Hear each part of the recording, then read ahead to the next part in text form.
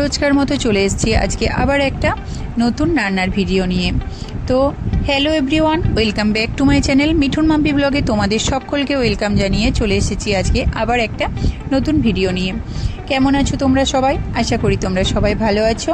তোমাদের ভালোবাসায় আমি অনেকটা ভালো আছি। বড়দের প্রণাম, ছোটদের ভালোবাসা দিয়ে ভিডিওটা শুরু করছি।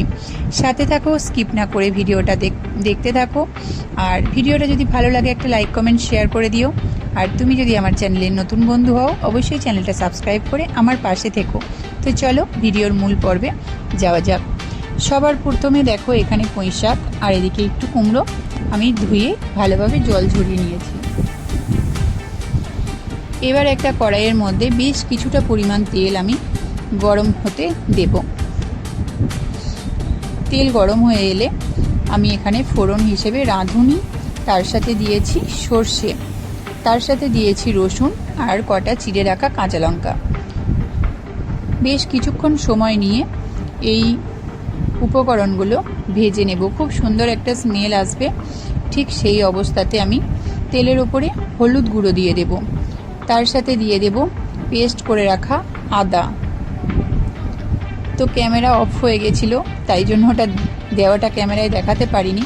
যাই হোক, তেলের মধ্যে হলুদ দিয়ে আদা বাটা আমি দিয়ে দিয়েছি। সামান্য একটু জল অ্যাড করে গুঁড়ো মশলা হিসেবে আমি এখানে অ্যাড করে নিয়েছি লঙ্কা গুঁড়ো, তার সাথে দিয়েছি ধনে গুঁড়ো, তার সাথে দিয়েছি স্বাদ মতো নুন, আর দিয়েছি একটু মিষ্টি হওয়ার জন্য, যেহেতু শাক মিষ্টি মিষ্টি বেশ ভালোই লাগে, তাই একটু স্বাদ বাড়ানোর জন্য চিনি অ্যাড করেছি।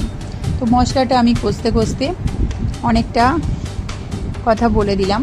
তো তোমরা অবশ্যই ভিডিও দেখতে দেখতে বলে যেও কোথা থেকে তোমরা আমার ভিডিওটা দেখছো। তো মশলার গা থেকে দেখো সুন্দর তেল ছেড়ে দিয়েছে, সেই অবস্থায় আমি কুমড়োটা অ্যাড করে দিলাম। বেশ কিছুটা সময় নাড়াচাড়া করব।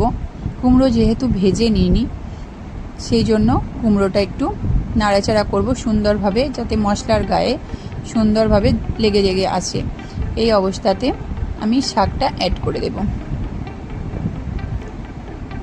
দেখো শাকটা দিয়ে নিয়েছি।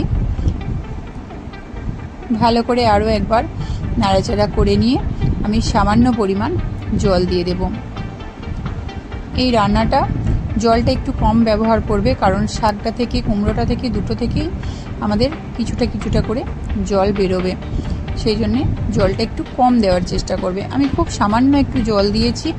জল দিয়ে আমি চাপা দিয়ে রান্নাটা হতে দিয়েছি।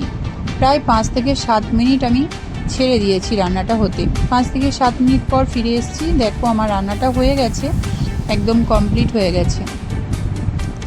তো দেখো একদম নিরামিষি পদ্ধতিতে খুব সহজে এই রান্নাটা করা যায়, কিন্তু খেতে খুব সুন্দর হয়। প্রথম ভাতটা থালার প্রায় অর্ধেকটা শেষই হয়ে যাবে এই শাকের রেসিপিটা দিয়ে। আর আমি এখানে আলু ব্যবহার করিনি, কোনো কিচ্ছু দিইনি, শুধু কুমড়ো আর পুঁই শাকটা দিয়েই বানিয়েছি। তো দেখো আমি একটা প্লেটের মধ্যে ঢেলে নিলাম। আর চলো তোমাদেরকে দেখাই, দেখো কত সুন্দর হয়েছে। তো এই ছিল আমার আজকের ভিডিও। আমার আজকের ভিডিও তোমাদের কেমন লেগেছে অবশ্যই কমেন্ট বক্সে জানাবে। আর ভিডিওটা ভালো লাগলে একটা লাইক কমেন্ট শেয়ার করে দিও। তুমি যদি নতুন হও আমার চ্যানেলে একটু সাবস্ক্রাইব করে আমার পাশে থেকো। তো সবাই ভালো থেকো, সুস্থ থেকো, সবাইকে ভালো রেখো। আজকের মতো ভিডিওটা আমি এখানেই শেষ করছি। দেখা হবে আবার নেক্সট দিন অন্য কোনো ভিডিওর মাধ্যমে। তো সবাইকে আজকের মতো টাটা।